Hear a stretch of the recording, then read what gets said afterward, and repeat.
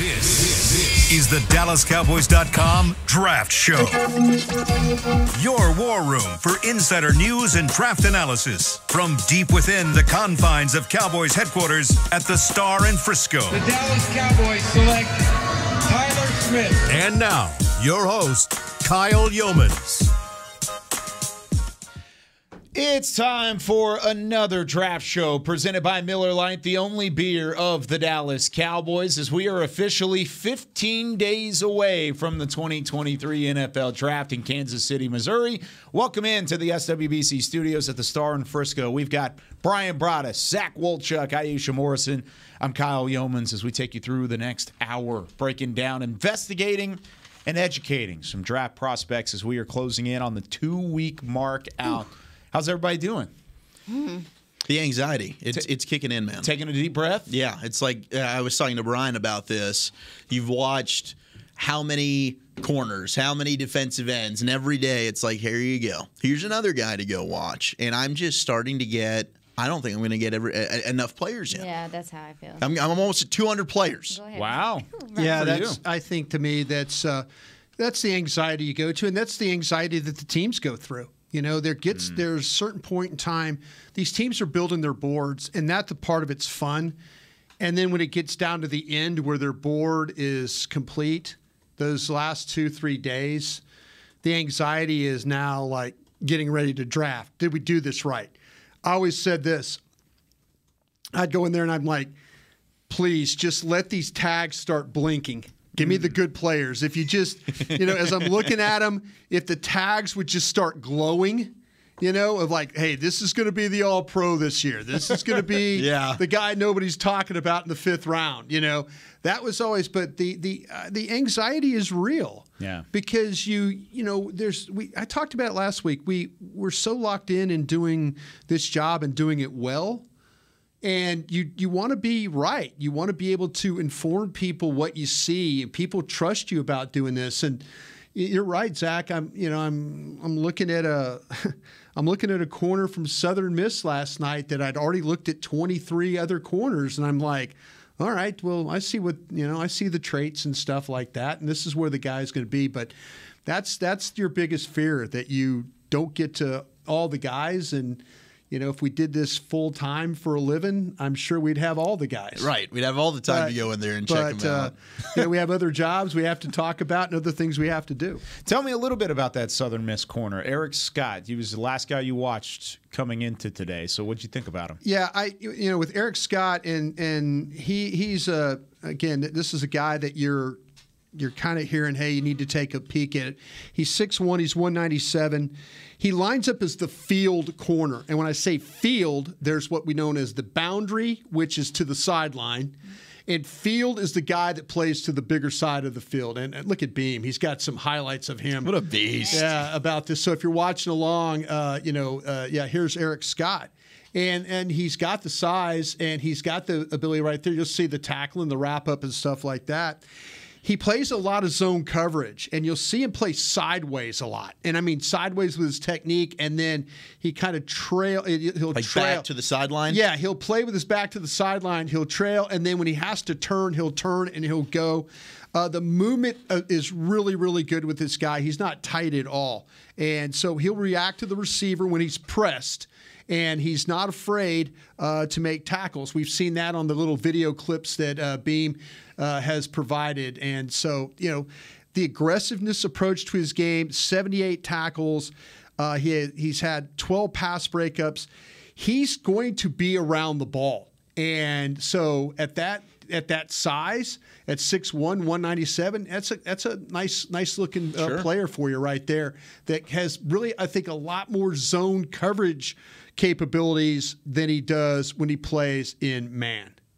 What'd you think about him? I haven't seen him yet. Last night I was watching. I watched Alex Austin, the Oregon State corner. Tell me about him. So Alex Austin, good length for the position. I don't think he's as good as Nashawn Wright, who is or Nashawn Wright's brother, Rajon Wright, who plays on the other side. I think Rajon's a better player, but he mirrors receivers really well. I think he passes off coverage in zone, has a good IQ, supports the run, tackles well, hustles to the football. He's not always the smoothest with his change of direction. Good route runners, I think, are going to be able to get separation from him, but he can play press man, shows good zone awareness, makes plays on the ball, and overall, I think that he's a guy that day 3, 6th round range, maybe. Some people might have him a little bit higher. I think he's going to be a good special teams player, work as a backup initially, and then might have the ability to end up being a starting corner later on in his career. Like Rajon, I'd rather take him, but Alex Austin has some potential. I also, I was going to ask Brian, who do you think's better between the kid you watched last night from Southern Miss and your LSU Tiger, Mekhi Garner? I would take the Southern Miss kid. Okay. That's what I would do. Because I was very unimpressed watching Mekhi Garner.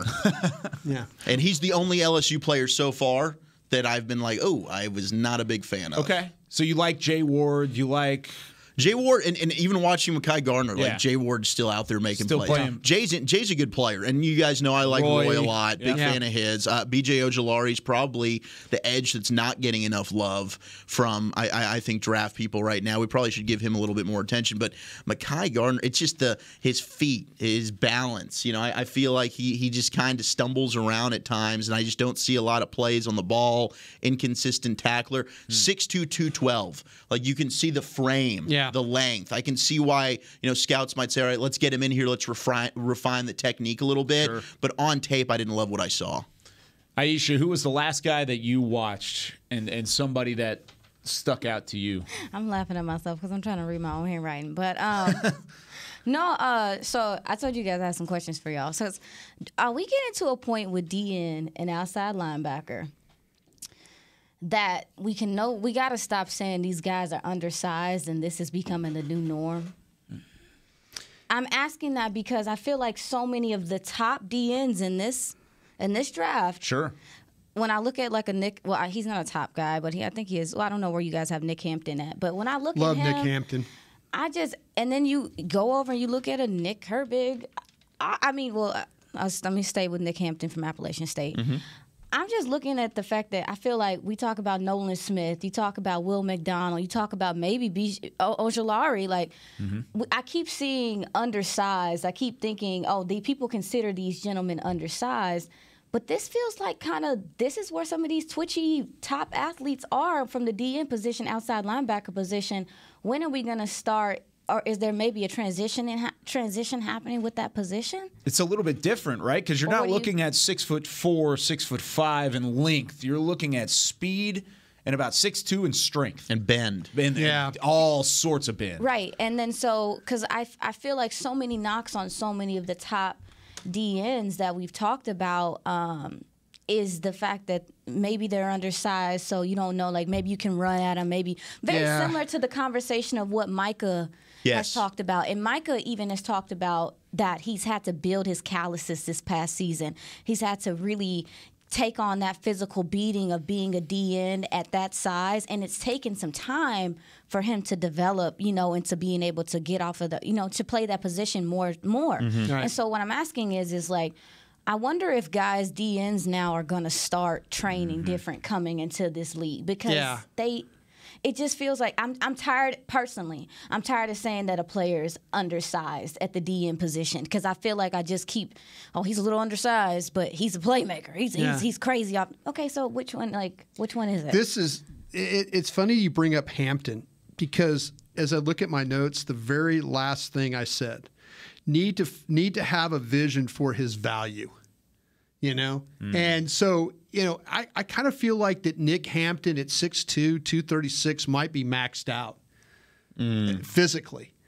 But you watch him play, and he never stops. Yeah.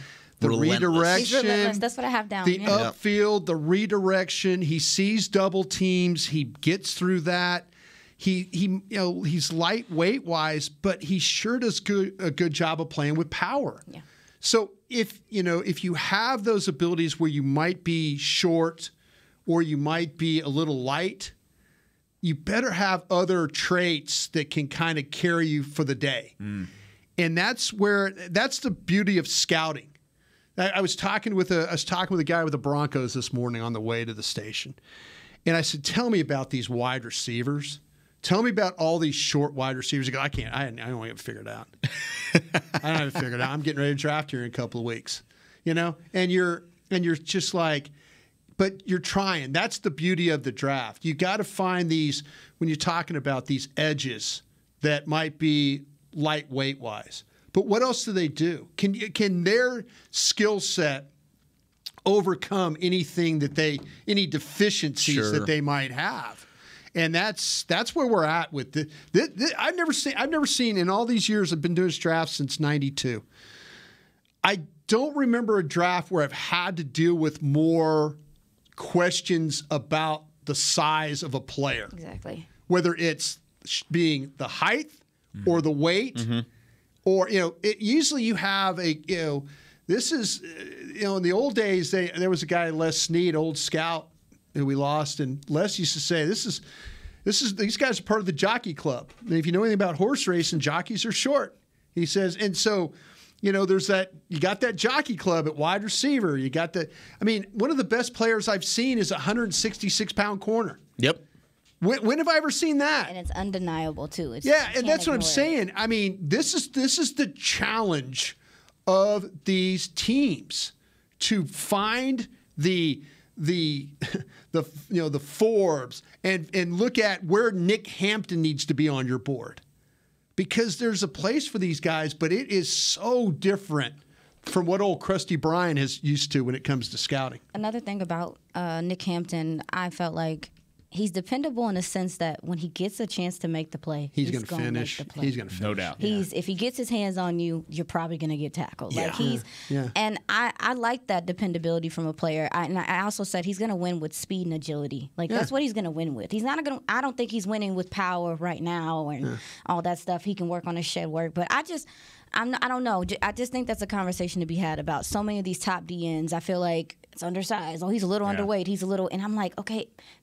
Is that becoming the new norm? Is DN becoming when I look at Tank and I look at some of these guys, I'm like, it's night and day, I guess, what you're. One of the first guys when we started this journey many weeks ago, one of the first guys that you talked about was Will McDonald from Iowa State. Yep. And at 239 pounds.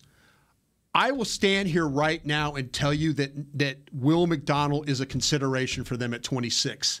Yeah. At 6'4", 239. Mm-hmm. I will tell you that. Now, we'll see how the board plays. But the fact that Will McDonald, who people are saying, he's a little bit of this, a little bit. No. Guy's a good football player. Really good football player. That is a guy, if they go for a defensive end at 26, I wouldn't be surprised if it's Will McDonald. Yeah, not my flavor. We've talked about that. And you talk not your flavor ice cream at all. Yeah. But that's what I'm saying. But I see the potential. Those are the people in the room. There's people in this room that will fight for Will McDonald. Yeah, 100%. And that's the great thing about it. If we were in a draft room, she would fight for Will McDonald, and you would fight against her for Will McDonald. Yeah. That you wouldn't want to go that way. Is this a byproduct? Because you do see it on film. You see some of the flashes like Zach's talking about with McDonald specifically, but he's a great example.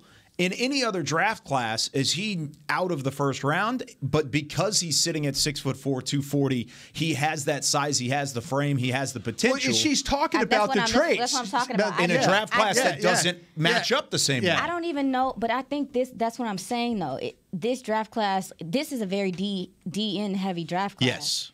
And that's part of it. That's part of why there's so much discussion. But also, too, I think when you start, it's even to a point to where we look at linebacker. Mm-hmm. If you're just a regular linebacker and all you do is linebacker stuff, we're bored with you. Yeah. You got to be able to. So that's what I'm saying is is the DN outside linebacker position becoming something where you can get, like we were talking about, if you're a little undersized or whatever the case may be, maybe teams are like, we can put some weight on him. We can help him get better in that position or whatever. I just feel like I'm personally, right. I'm tired of labeling so many of these great athletes at edge as undersized. Yeah. It's too many of them that are undersized that are good. So if they can what play, is it? there's certain traits that I don't think you can coach. That's what, like a Nick Hampton, for example. If we're just comparing Nick Hampton, App State, Will McDonald. Will McDonald's a guy, the reason he frustrates me, when he wants to turn it on, it's there. Yeah. It's just not consistent.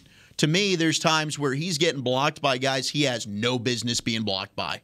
But then a next snap, all of a sudden, here you go. You've got the bend. You've got the dip and rip. You see the burst off the line of scrimmage. The talent's there. There's no question with a Will McDonald. You just got to get him agitated. Right. But the difference is a Nick Hampton, he's not quitting on any play.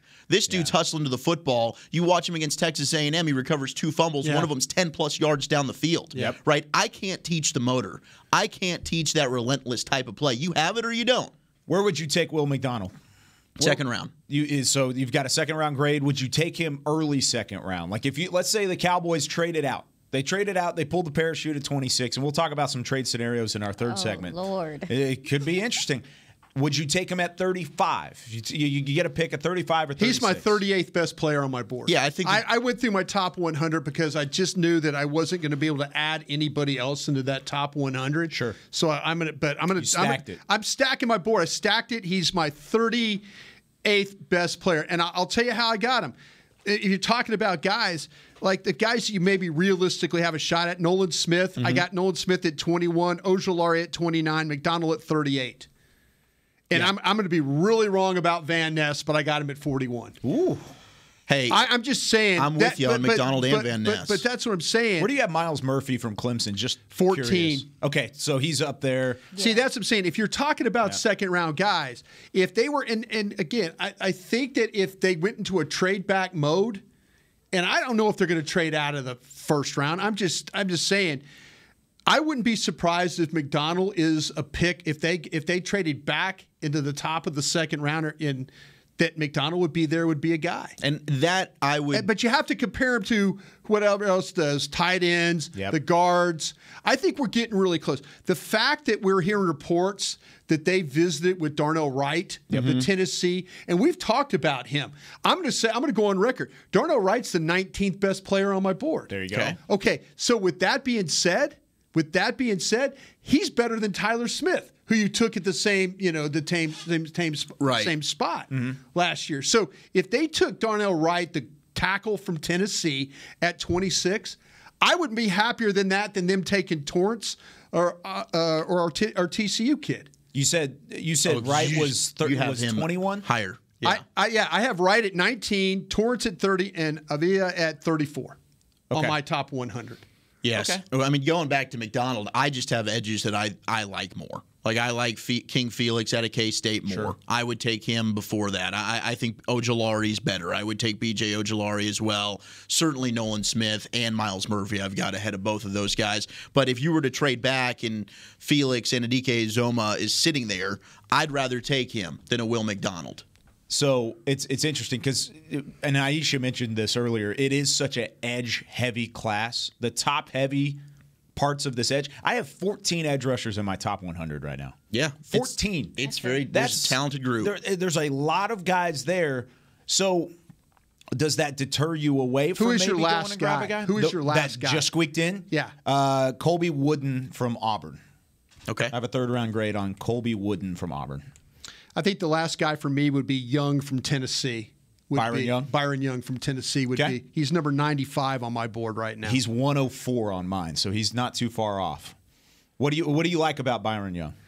I'll tell you what, Byron Young to me. I mean, if you just watch him play against some of the better tackles that they had in the SEC, this guy made plays. He, his pass rush. I think when you really study him and that ability that he has to finish the way he does. I mean, because he plays on both sides of the defense, and I think his ability to close. When he has a chance to run, he can really make the play. The burst, the explosiveness, he can capture the edge. You talk about the dip underneath the blockers and to free himself, the length to keep blockers off his body. He plays with his hands. I really like that. So he can. I said, that maybe if he has a knock, he does a decent job of holding the point of attack. But you could, but you don't see him getting driven off the ball all that much. So I think when you put him on the move, you can use him in the twist game and stuff like that. I think that's where Byron Young can really, really help you. Big fan of Byron Young. Yeah. And we talked about this last week. I think you look at the timing of his get off the snap. he might have some of the best explosion, burst, get off amongst any of the edge rushers. For me, it is he doesn't get knocked off the ball, but he needs to play with more power and maybe needs to put on a little bit of strength. He just doesn't get off blocks as consistently as you'd like to see, but he's a splash player for me. Like, I think Byron Young, if you don't take an edge early, you want to take a guy in that third-round range, I'd be a big fan of taking him out of Tennessee. What do you think about him, Aisha? I liked his hands, like you talked about. Yeah. I wrote down heavy hands. Yep. So when he's chopping at you or he's hand fighting, and I think that's advanced to some degree for Absolutely. young edges. Like I listening to Tank talk about hand tech. That's not something he really mixed into his game until the latter part. So, and you talked about his length. I feel like he knows how to keep people at bay with his arms. He understands spacing as an edge player, and I think that's important. So I also I remember when I was asking y'all, like, have y'all gotten them mixed up? I got them mixed up. The defensive tackle from because there's two Byron Youngs. There's two Byron Youngs, y'all, if y'all don't know. And there's one that plays DT for Alabama. Right. We were talking about that I was interested in as well. So this is a great wrap up to the conversation that we had, because Byron Young is another one of the prospects that when you look at the size, it's not ideal. It's not perfect. It doesn't. It's not. He's not a prototypical player because his height 17th percentile, weight 14th, arm length 13th, hand size 12th. All very much so below the average in terms of edge rushers in the NFL Combine when he was measured. However, like Zach was saying, I mean, athleticism, it jumps off the page, man. 10-yard split was there, 40-yard dash. I mean, you go out and you run a 4.43, you're gonna turn some heads, and he did that. But that's the thing. You can see that on film. You can see him getting around guys. You see him getting inside. He plays that finesse game, but I like the hands, too. There's some power. There's some strength in there, too, that's able to kind of combine it. I like him as I had a third-round grade on the guy, or fourth-round grade, early fourth-round grade. How do y'all feel about him as a run defender? That's what I was saying. To me, there was a little bit. I used the word decent, and I hate when I use words like that. But idiot at Is that a cop-out word? I don't know what I was doing. It might have been 1:05 in the morning when I'm typing Decent this. run Good for you. But decent run defender. What's decent, Brian? Really, to be honest, he's average. What's it's relative. Yeah, but no, I think when it's not one of those things where you say, "Man, this is a trait flaw." I don't see that as being a trait flaw with this guy. He's not a liability.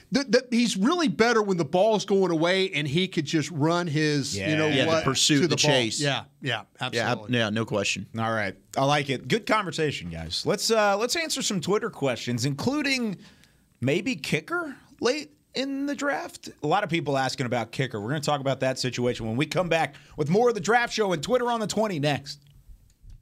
Hey Cowboys fans, if you're looking for a full-time or part-time job, check out Liberty Tax, proud partner of the Dallas Cowboys. If you've got tax experience and want to help your community with their finances, you're the perfect candidate. No tax experience? We also offer in-person tax school courses locally. Liberty Tax has 79 locations across DFW and 2,300 offices nationwide. Learn more about our job opportunities at libertytax.com/hiring or call your local Liberty Tax office today. Craving something flavorful? Replace that bloated burrito feeling with Smoothie King's new Power Meal Smoothies. With 3 delicious flavors like cinnamon banana, blueberry raspberry, and spinach pineapple, you can fill up on flavor, not calories. Each meal replacement smoothie is packed with 20 grams of protein, 7 grams of fiber, and 23 vitamins and minerals, all under 350 calories with 0 grams of added sugar. So next time you want something flavorful, swap fast food for a Power Meal Smoothie. Order today on the Smoothie King app. Smoothie King, the official smoothie of the Dallas Cowboys. I'm Darren Woodson, former Dallas Cowboy player and Super Bowl champion.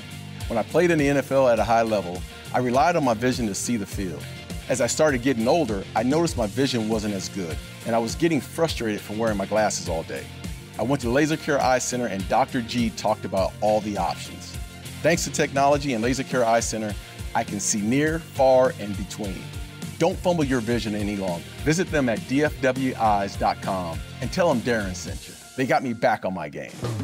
What do you call a group of grown men and women with their faces painted silver and blue who get together every week to share a 3-hour-long ritual of jumping, singing, and toasting Miller Lite in 10-gallon hats while yelling, "How about them Cowboys?" You call it Miller Time in Dallas. Here's to the Cowboys. Here's to the original light beer. It's Miller Time. Celebrate responsibly. 2021 Miller Brewing Company, Fort Worth, Texas. This is the DallasCowboys.com Draft Show.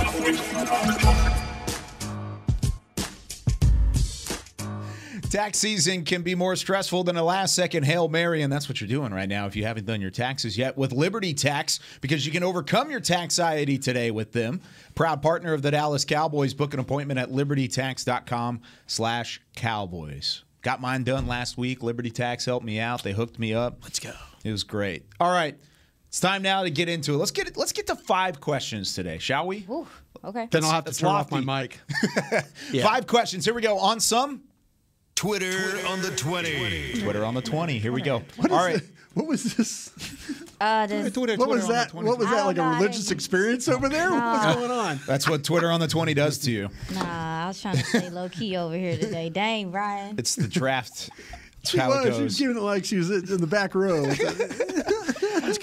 She's feeling the organ there. We had multiple, and I at least 5, 6, 7. I haven't counted all of them, but multiple questions about kicker. So I'm not going to say everybody's name. Jake Moody. There you go.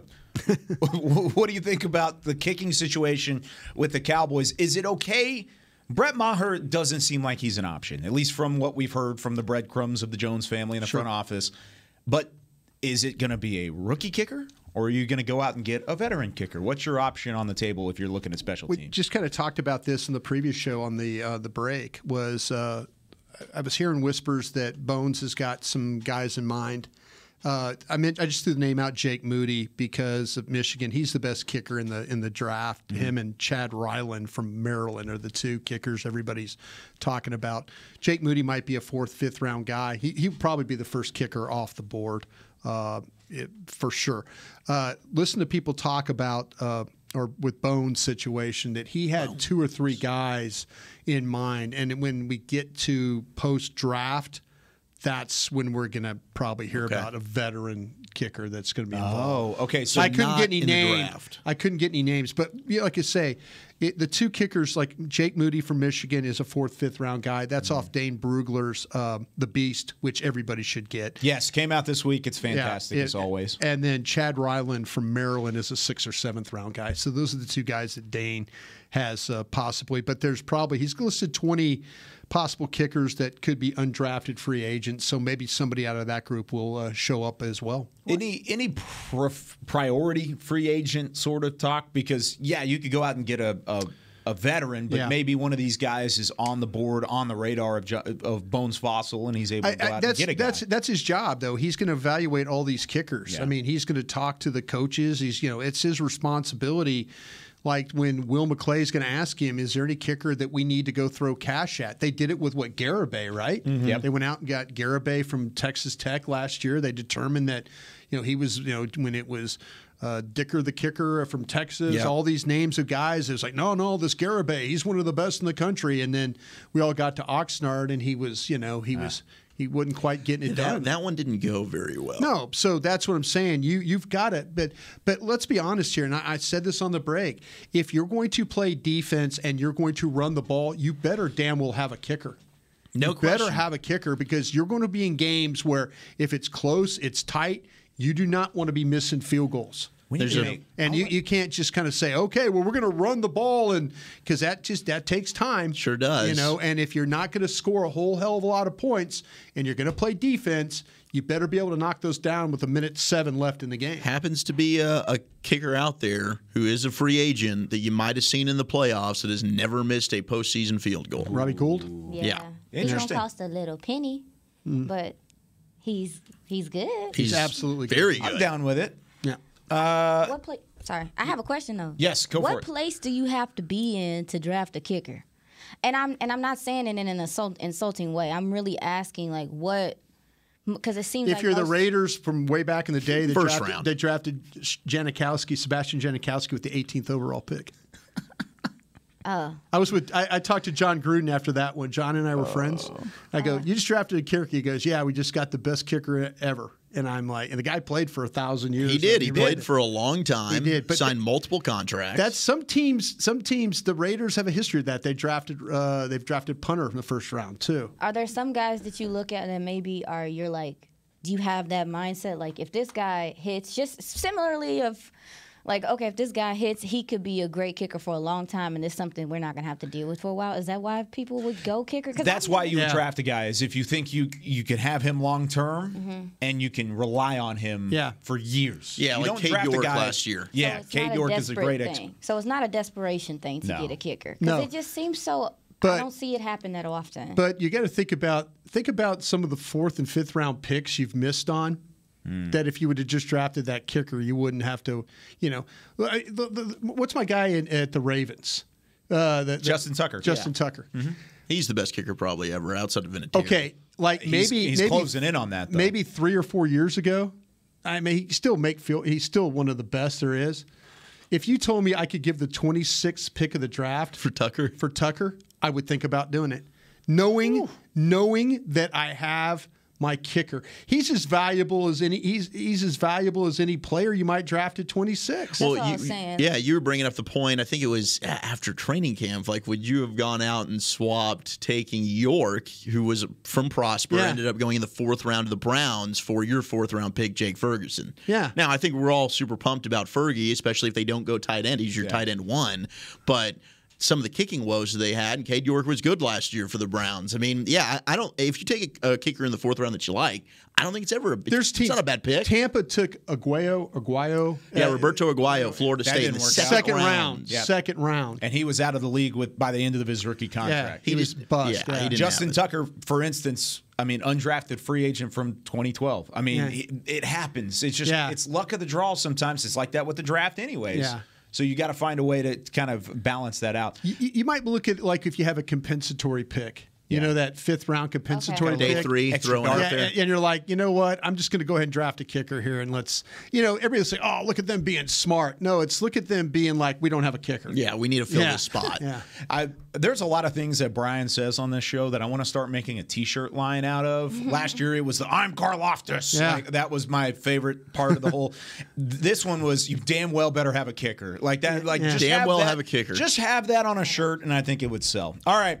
Rose says, how many actual first-round grades do you guys have on your board? I feel like this year the second-round grades start after about 9 or 10 guys. Is that a fair assessment? So he's a little bit lower on this draft. Normally, 18 to 20, maybe even up to 22, 24.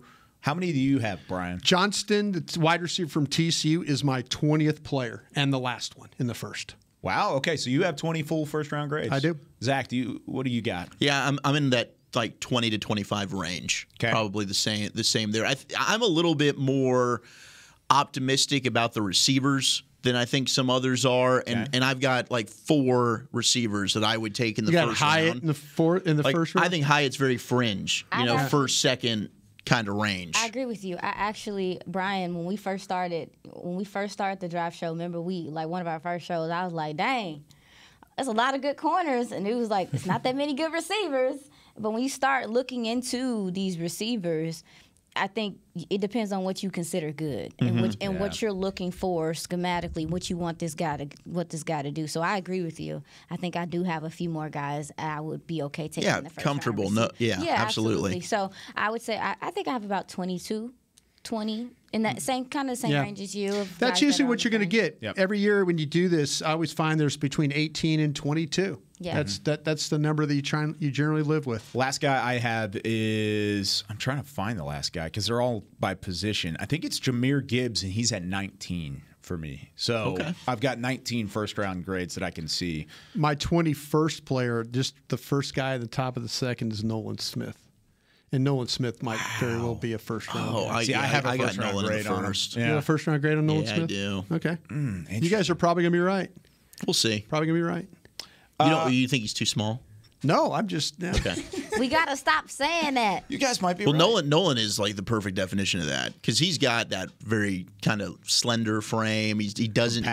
Yeah, he is more of a Micah Parsons type comp for me when you look at the edge. Yeah. Let me add it. All right. Flu asks, which draft prospects do you not want the division rivals to draft in the first round? Ooh. Which ones do you think that are possible? I mean, the first one's got to be Bijan, right? Love of the Star podcast the other day we were on. Love of the Star podcast we were on the other day, and Brian Baldinger was on, and he lives in Philadelphia, and we just were talking about Bijan Robinson, and I've never seen a fan base more lined up for a guy than they are for Bijan Robinson at 10, and our fan base is like, please don't do it, in a way of like, we don't want Bijan Robinson. I don't understand But it's partially it. they just being petty too, though, because obviously, like a month ago, and there's been a lot of Bijan buzz for the Cowboys. Philly is petty. They know what they're doing. They're doing it on purpose. Oh, probably. They not even a let's move star up and running back team. Let's go get They Dallas know about Goddard right in front of the Cowboys. Come on, like y'all are But just, you brought it up about They're kicker. lining up in city. I mean, they're doing radio programs about this. You brought it up at kicker. You said what type of position do you need to be in to draft a kicker? It's the same thing with Bijan. What type of position do you have to be in as a team to draft just the best player on the board? Yeah, I can see the Philly Eagles is ready to do that. Their mindset. They got 2 1s. They're coming off a Super Bowl appearance. They've got what was the best offensive line in the league. It's a were the luxury best pick that rushing they team can. 2 years ago. Yeah, they can afford to make that pick. But look, people just at 26. It's not like you took Zeke in the top 5 of the draft. You're picking at 26. Yep. I don't think Bijan Robinson's there. He's too darn good.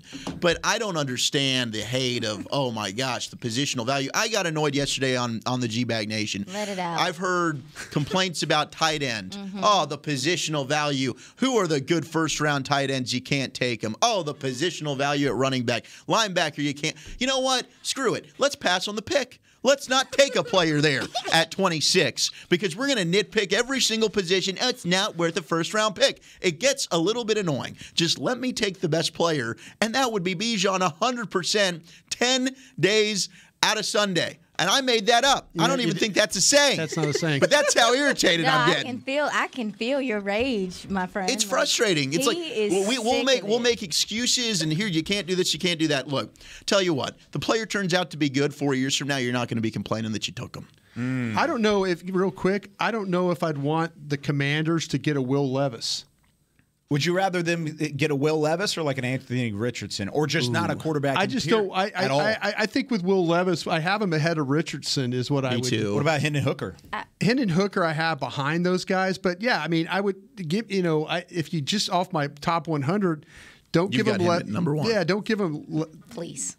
Do you have Hendon Hooker at number 1? Please. No, I did not say all of that. Okay. You are. I could see it in your eyes. You're like, I love that. I will say this: I don't particularly want the Giants to get Addison, the wide receiver. Okay, I don't want the Giants to take John Michael Schmitz, and I'm really nervous that's going to happen. The center out of Minnesota. At 25, who I'm in love with. Yeah, I've heard a lot of buzz out of New York. I mean, think about it. If they make that pick, I was just on their podcast. They were talking wide receivers and corners. You got 2 bookend tackles you've taken now in the first couple of rounds. You added the best interior lineman in the draft, and John Michael Schmitz. All of a sudden, you figured out your offensive. You're trying line. to kiss up a little bit to Saquon Barkley, who did not sign his franchise I think so. tag. Is that right tackle? Is it Andrew Thomas? Thomas. Yeah. Okay. First rounder out of Georgia? He's left, yeah? No, he's there. He's that right tackle? Yeah. Who am I thinking about that was not that good at rookie? They took the Bama kid, and he had a little bit of an up and down year. Well, they had Flowers too. Was another Eric one. Flowers out of Miami Flowers was not a long good. time ago. He was not good. They moved him to guard, and he was much better. I mean, I don't know. They signed the Patriots tackle a few years ago. Nate Solder. Nate Solder. And yeah. he was a miss for them. He had a drafted lot of injuries. Hernandez, the guard out of UTEP, was a guy and that one didn't work out. But Schmitz would be a hell of a You pick. surprised me, Brian, talking about the Commanders because if I'm not mistaken, you were pretty high on Sam Howell. No, that's what I'm saying. No, I am, and I think they should have played Sam Howell earlier last year to kind of figure out what Sam Howell was all about.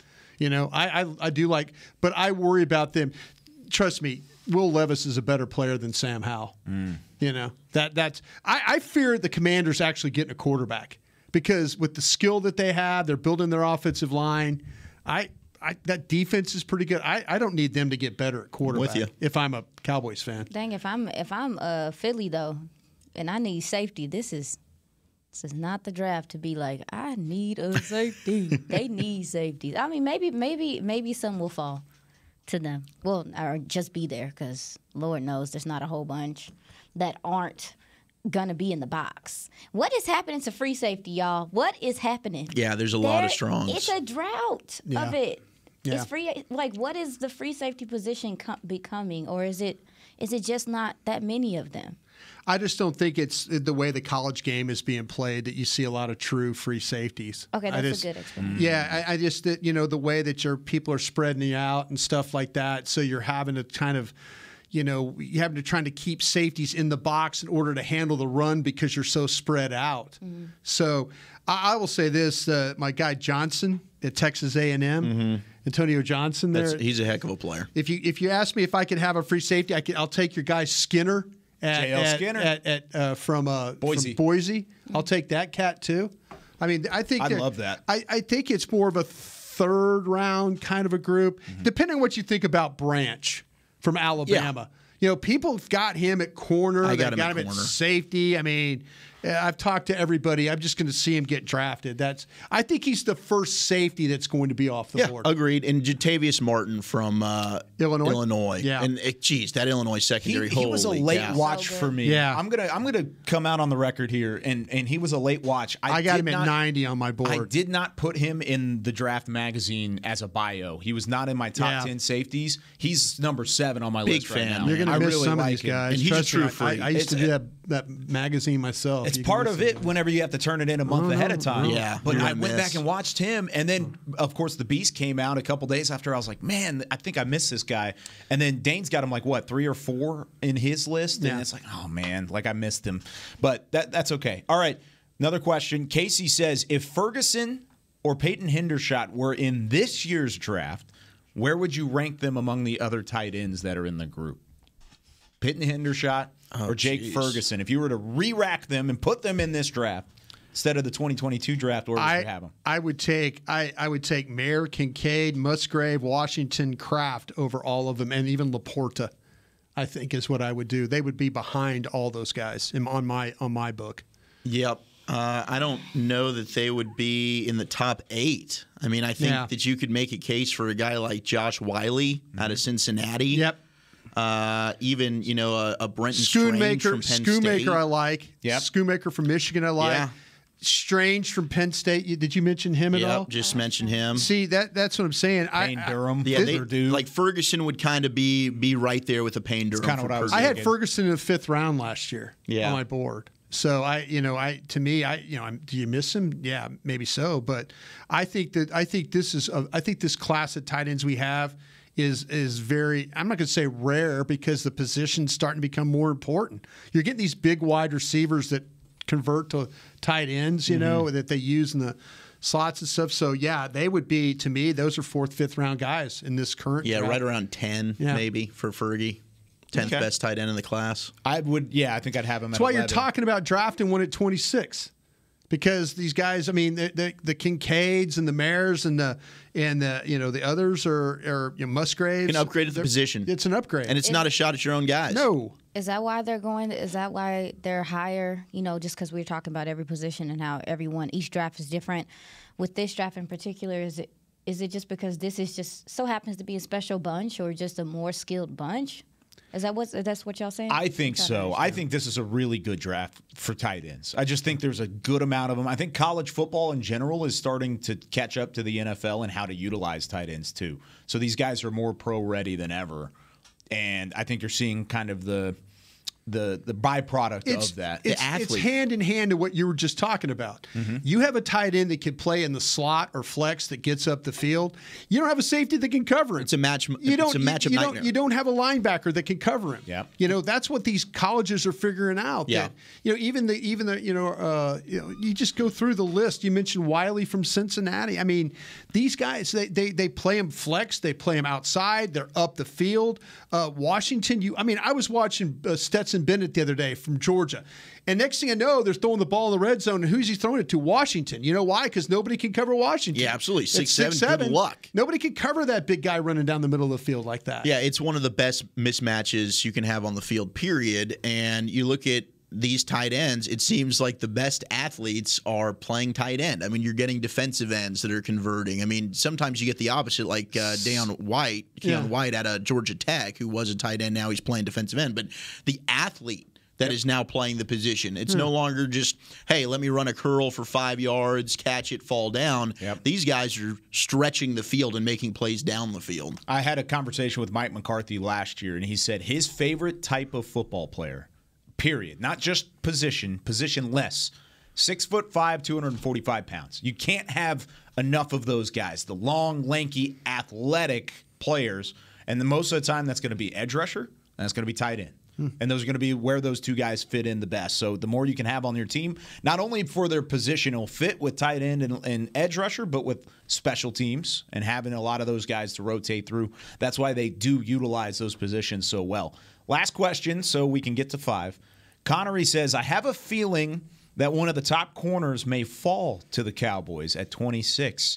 Would that be an easy choice if one of them is to make it? And are you in a position to make that pick? All right, the top corners, are we talking about Porter, Gonzalez, Witherspoon? I don't think any of those guys make it. No, that's what he's saying. Yes. Hypothetically. Yes. I'd take any one of those guys. Absolutely. Same. I would absolutely take, because that's players 9, 11, and 13 on my top 100. Is that a CeeDee Lamb situation where you feel like you're good at the position, but you just can't pass it up? You can't go wrong with any one of those corners. Porter, Witherspoon, Gonzalez. You can't go wrong with any of these. Right, and that's another thing. It's like, oh, you've got corners, so why are you going to take corner? No, all right. Look at your roster and how many guys do you have? You didn't at the end of the season. Right. How many off the street? And how many do you have that are beyond this year? Yeah. You're not just picking for this year. You're not just picking to line up here in 2023. This is a pick for multiple seasons. Izzy Mukwamu, 1-year deal. Gilmore, 1-year deal, right? Jordan Lewis is a guy that's going to be up after this year. You're going to have a need at the position. So that player might not get on the field a ton rookie season, maybe due to injuries. You need like 4 good corners now in the NFL. But that's an insurance play for the future. And then you also have the contract situation with Diggs coming up. Well, you need that player to probably play special teams because you lost a couple of guys on that side. Speaking of special teams, that's why I have a question for you guys. Looking at this class, I feel like I keep seeing DBs that have return ability. Yeah. I keep seeing wide receivers that have return ability. I was looking at Trey Palmer last night from Nebraska. Right. I love me some Kevontae Turpin. But when you look at this draft class and how many guys have return ability, that could not only help you there, but be maybe players later down along the line. Did they jump the gun? Mm-hmm. Did they jump the gun with paying him? Or do you guys think that maybe there's someone in this draft that you could get better at another position and they have return ability? Because I just feel like I've run into, I think even Sidney Brown has return ability. There's multiple players. There's DBs that have it. There's running backs that have it. That's the one knock against Kevontae Turpin, right? Is that he's so good at being a return man, but what does he contribute outside of that role? So I think that I'm just asking, like, do you take a player that has return ability with that in mind? Because I just feel like there's quite a few in this draft in particular. Can I throw a name at you then on your question? Would you take Dell over Turpin? Both of the same size? Absolutely. Yes. Tank Dell's a better player. But a better receiver, right? He's an incredible route runner. Yeah. What? I don't know. I'm not as high on Tank Dell as most people. I'm really not. I don't think he was as good as a lot of people are saying. I still think he's a decent player. Mm-hmm. Don't get me wrong. But I don't know if you could utilize. Like, what does Tank Dell bring you that Kevontae Turpin doesn't? Actual routes? Yeah, I think he's a much better route runner. Much better you route runner. You could have said the same thing about Turpin coming out of TCU, though. But the thing about Dell is my number 100 player. Okay. And I think I got him as 100 because I think that you can actually run routes with him. There was something that there was a disconnect, and maybe it was Kellen Moore, and now he's gone.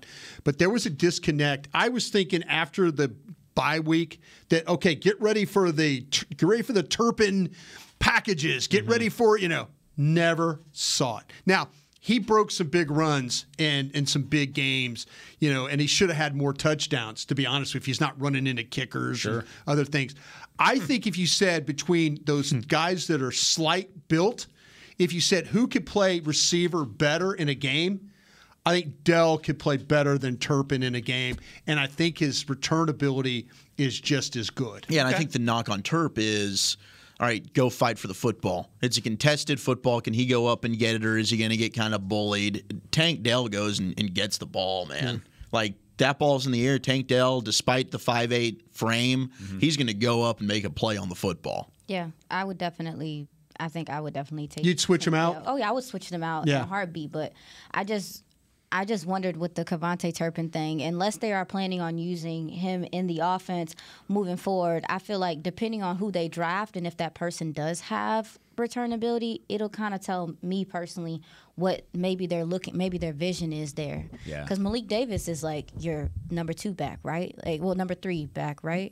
Now? I mean, Tony Pollard is your number 1 running back now. He was he the backup return guy, or he was one of the return guys? You can't have that no more. You're not letting Pollard return kicks anymore. Yeah, those are CD's not doing it either. Absolutely. So there's no returner besides him. If he gets injured, who's this guy? Who's stepping up there? I would like to personally maybe bring in a guy that can help you somewhere else maybe next year, but has return ability. Sure. There you go. Great questions all the way around. Twitter on the 20. Appreciate you guys. We'll be back with it again tomorrow. When we come back, thumbs up or thumbs down? Are we trading up?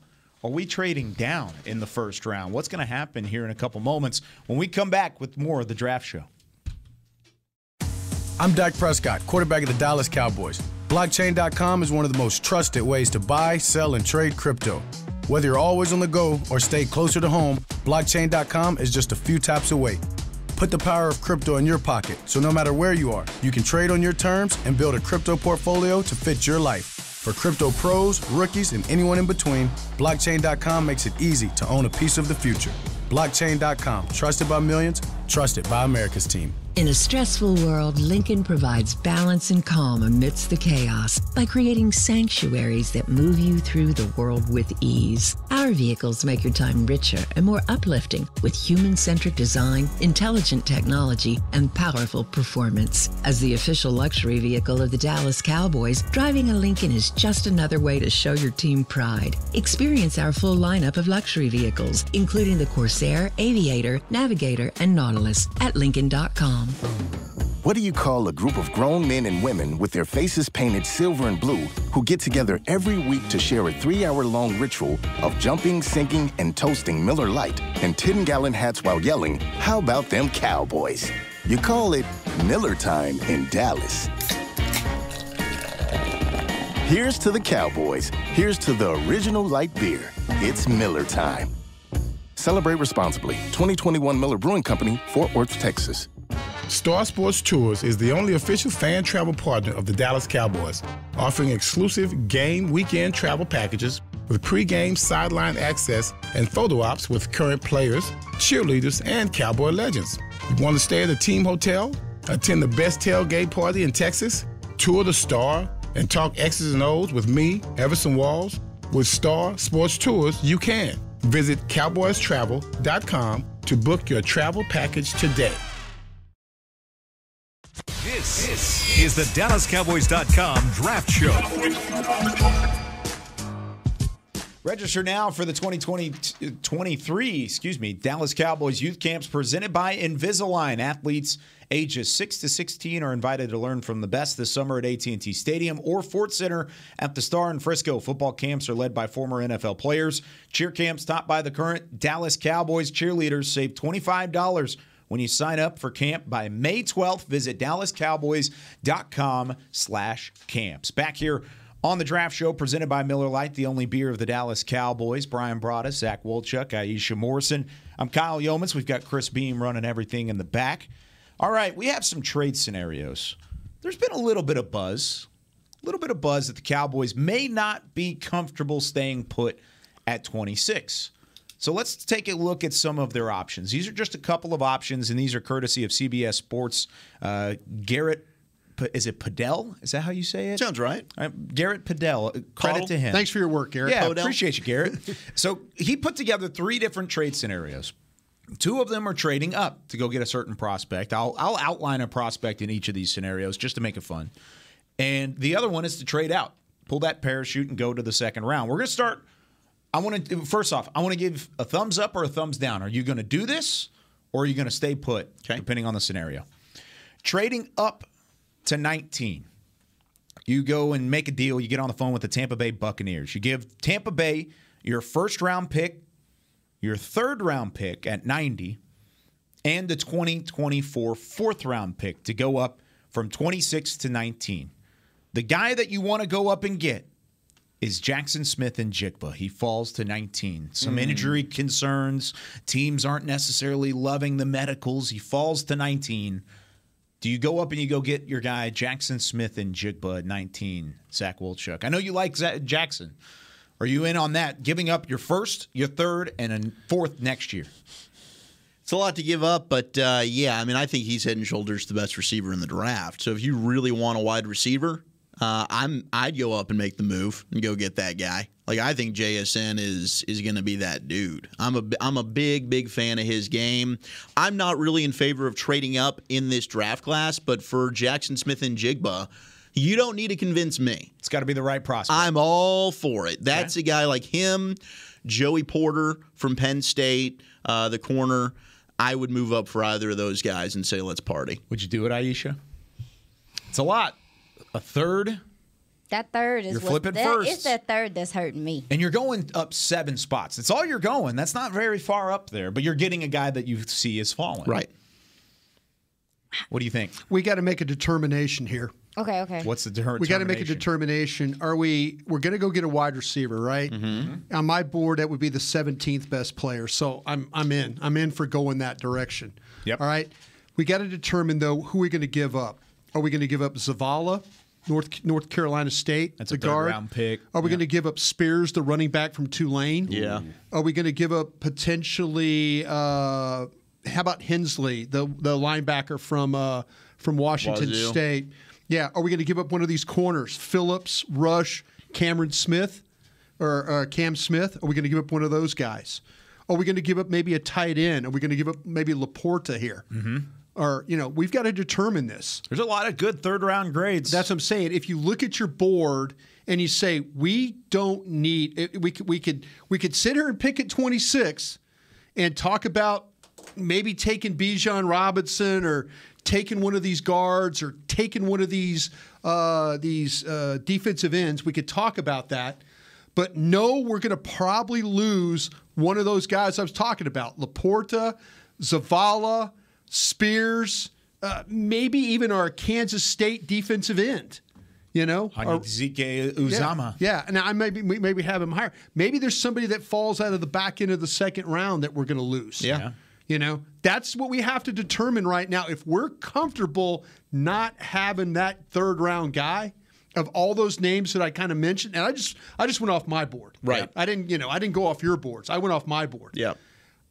That's the consideration, and I don't know if, and even though that Smith-Njigba is the 17th best player on my board, do I want to lose the possibility of grabbing a tight end or grabbing another guard or grabbing a running back, that I really, really like? Here's some of the third-round options, at least on my board at wide receiver. If you were to pass on Jackson Smith-Njigba, you can maybe pick one up later. Cedric Tillman from Tennessee, Tank Dell from Houston, A.T. Perry from Wake Forest, Keyshawn Boutte from LSU. So there's options there after the first round, but are they all as enticing as Jackson Smith-Njigba? Probably not. Yeah, my options on the third round are Tillman, Mims, Reed from Michigan State, Rice from SMU, Perry from Wake Forest. Yeah. Those are my options in the third round. And Marvin Mims, I'm very open about. I mean, I'd be very interested. But to me, if you can go up and get the best player at the position, I'm not going to be upset about that. And he's my number one guy. I would sacrifice the additional pick because I think so. You're cool with not picking in the third then on that, right? Yeah, and I think that there's a possibility if you really wanted to, if one of these guys slides, that you're like, oh man, we got to go get him. Maybe you make another move if you have to, and you're sacrificing picks for next year. But the hope is you can recoup some with the comp picks. Right? Yeah. I think you're kind of factoring that in. The Cowboys do an excellent job when it comes to the compensatory picks. Is there anybody that's going to get a comp pick? Maybe Connor McGovern? Maybe McGovern. Yeah, no, McGovern should. I think it would be hard. I think it would be hard to get back that. I think it would be hard to get back that 4. I think we're probably looking at a 5. I think we're looking at 5s and 6s with our guys. Is what we're looking at right now. I'm struggling. Now that 4 that we're giving away, that might be like a 5th round pick when you look overall though. And I'm stuff struggling because the mid rounds in this draft, Like, you got some depth. It stretches. It feels like second, third round is money. That's where people gonna make their money. There's so many players that are gonna fall into that place that you can probably get quality starters out of. I would really struggle to give up a third in this draft. So your thumbs down. Yeah, I'm not feeling Thumbs down. it. Like, Thumbs I'm up. struggling with I'm that. thumbs up for the right player. Aldo, thumbs up. Brian. For him, I don't know. I think I don't know.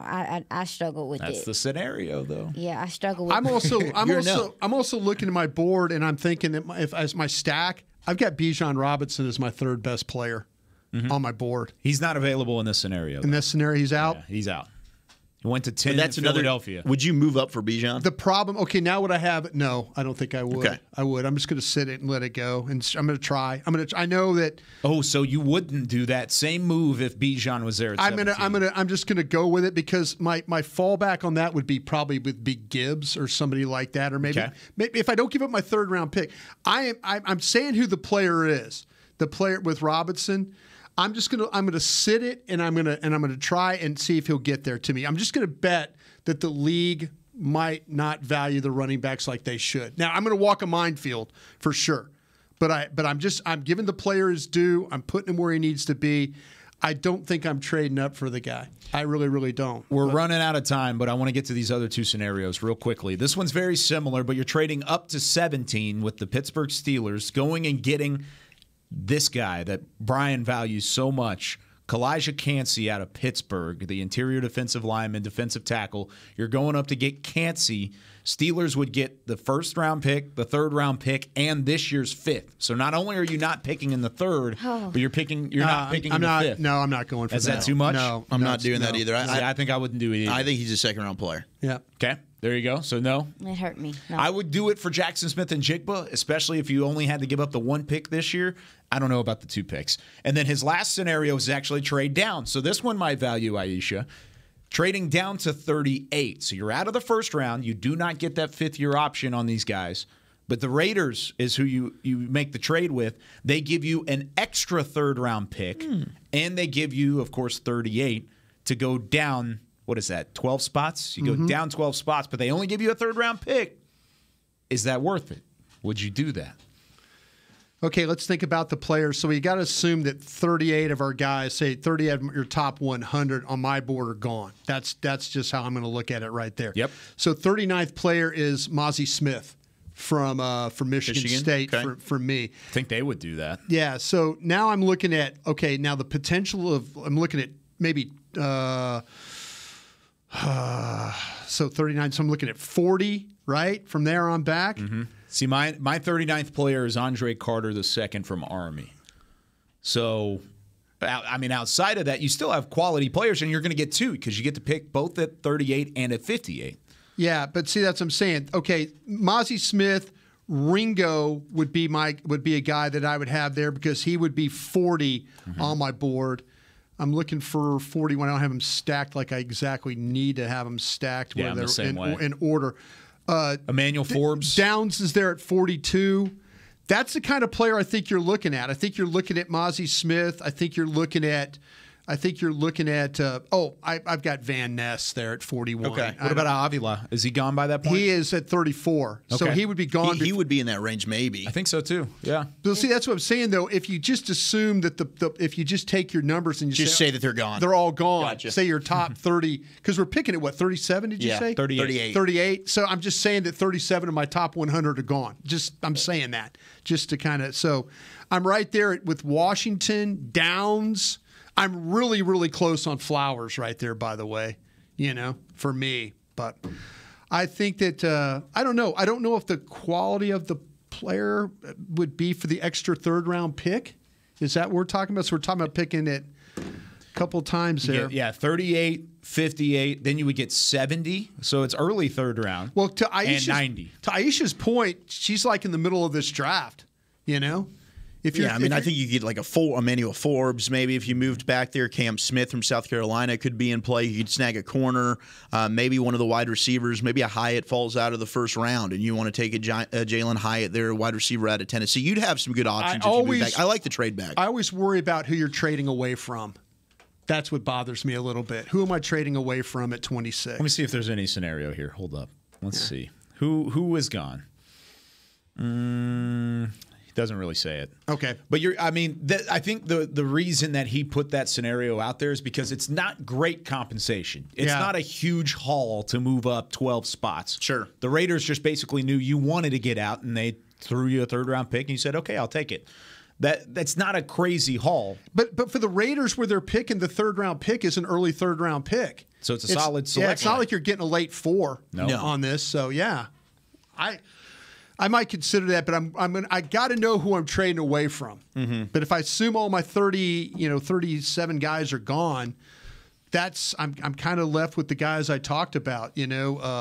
Maybe Campbell, guys like that. Drew Sanders, McDonald, Arkansas. I have at 38. Mm-hmm. Yeah. So if we're looking at our handy dandy trade charts, your pick at 26 is worth 700 points. Yeah. The 2 picks with 38 and 70 equal out to 760 points. So you're actually plus 60. You're getting an overpay there in the for value sure. from the Raiders. So not terrible, but something to consider. Would you do it? Thumbs up? I do think that the way that guard is set up is that if there was one of the top guards that was there, that maybe they might do it.